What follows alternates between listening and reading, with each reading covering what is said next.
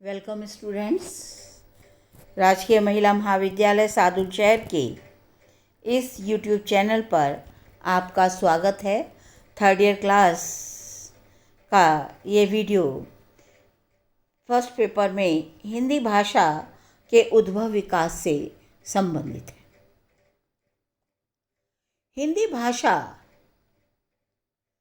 का ऐतिहासिक परिदृश्य मध्ययुगीन भाषाओं में संस्कृत, पाली और प्राकृत की उत्तराधिकारिणी के रूप में मिलता है। इसका प्रारंभ संस्कृत भाषा से माना जाता है। संस्कृत से पाली, पाली से प्राकृत, प्राकृत से अपभ्रंश, अपभ्रंश से अवहट्ट और अवहट्ट से हिंदी भाषा के रूप में इसका विकास माना जाता है। ये भाषाएं मध्य देशीय होते हुए भी देशव्यापी रही। हिंदी आज का व्यवहार में राष्ट्रभाषा है। संविधान में भी इसे राष्ट्रभाषा का दर्जा दिया गया है, किंतु देश में केंद्र से दूर प्रदेश के राजनीतिक लोगों के स्वार्थ के कारण राजभाषा के रूप में राज्यों द्वारा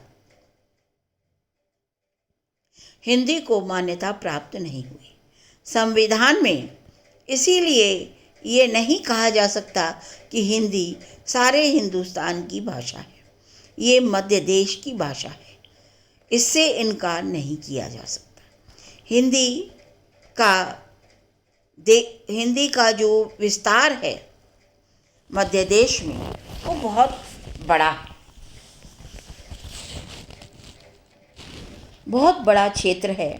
जॉर्ज ग्रियर्सन ने इसका क्षेत्र बताते हुए कहा है, पश्चिम में अंबाला से लेकर पूर्व में बनारस तक, उत्तर में नैनीताल की तलहटी से लेकर दक्षिण के बाराघाट मध्य देश तक हिंदी बोलियां बोली जाती हैं। इस कथन से स्पष्ट होता है कि हिंदी के साथ राजस्थानी, बिहारी बोलियों की संबंध को भी वे आंक नहीं भाते। इधर 50 वर्षों से ये संबंध और भी अधिक स्पष्ट हो गया है। यदि वे आज जीवित होते तो उन्हें ये स्वीकार करना पड़ता कि राजस्थानी, बिहारी बोलियां भी हिंदी के अंतर्गत हैं। धार्मिक, सांस्कृतिक, साहित्यिक और राजनीतिक परिस्थितियों ने हिंदी को एक बड़े क्षेत्र में फैलने का अवसर दिया। वैसे तो पीढ़ियों से उनकी बहुत शासन, उनका पत्र व्यवहार आदि हिंदी में रही है। शिक्षा का साधन, शासन, पत्र व्यवहार सभी हिंदी में रहा है। इन प्रांतों में मारवाड़ी, जयपुरी, मैथिली, मगही बोलियां बोली तो हैं, किंतु भाषाओं में इनका स्थान नहीं। राजस्थानी या बिहारी जैसी कोई चीज़ नहीं, इनकी अपनी कोई लिपि नहीं है, अतः इन्हें हिंदी में ही स्वीकार करना ठीक होगा। इस तरह से हिंदी के क्षेत्र की सीमाएं इस प्रकार से होंगी। पूर्व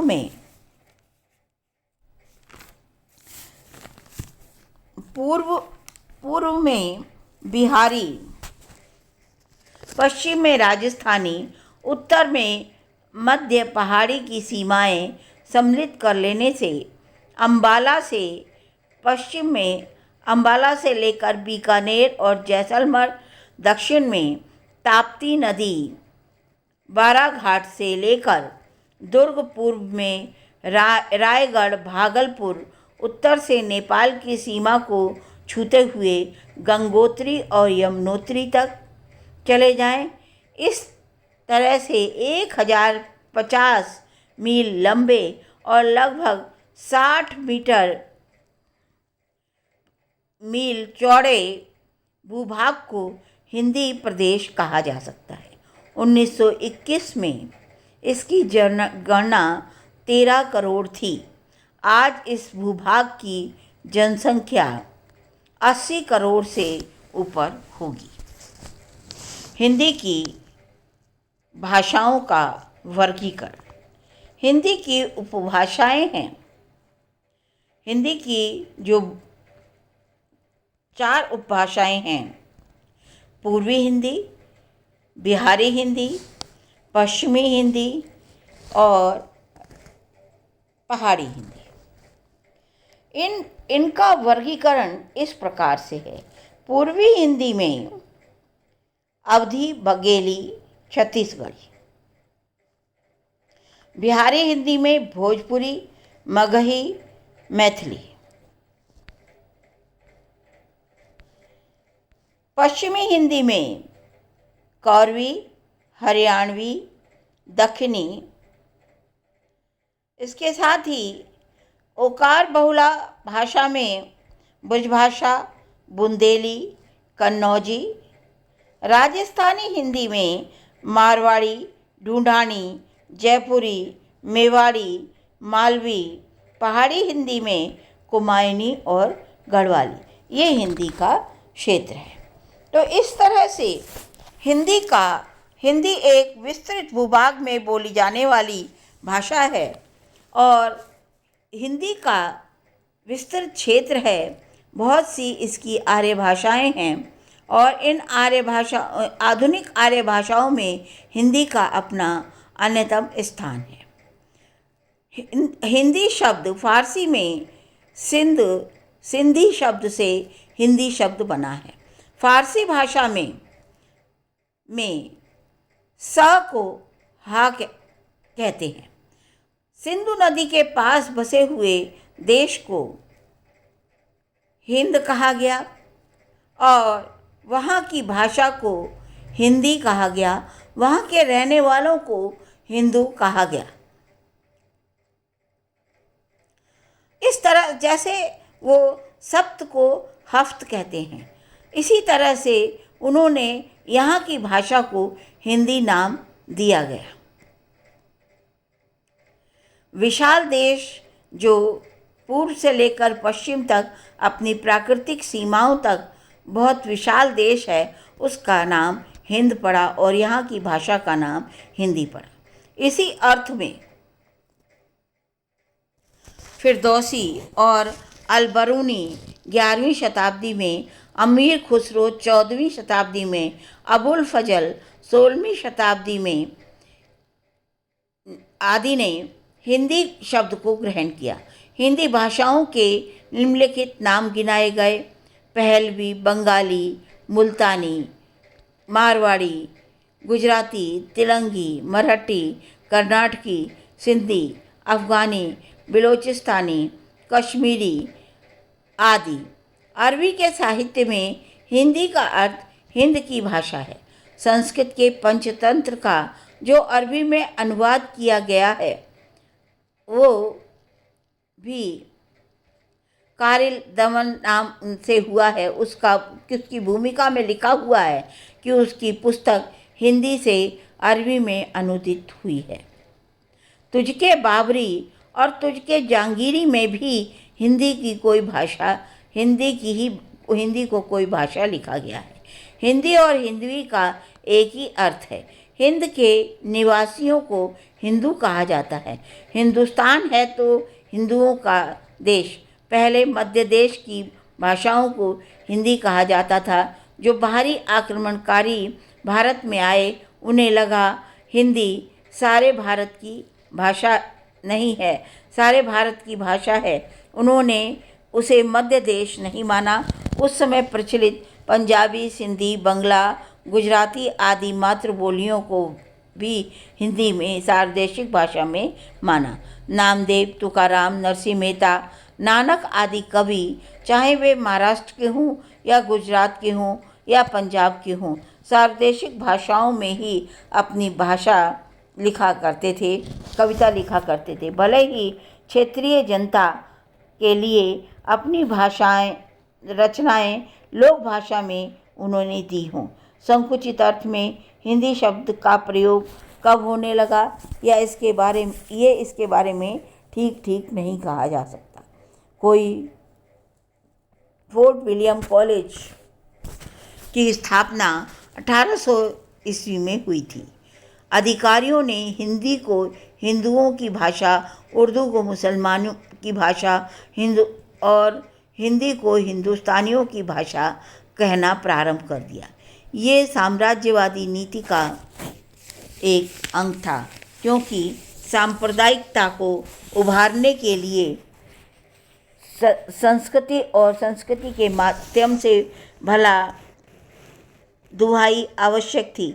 इस चाल में बहुत कुछ सफल भी हुए और कुछ जो है अर्थ में संकोच आ गया, परंतु राष्ट्रीय जागरण में सांप्रदायिकता का अभाव नहीं रहा।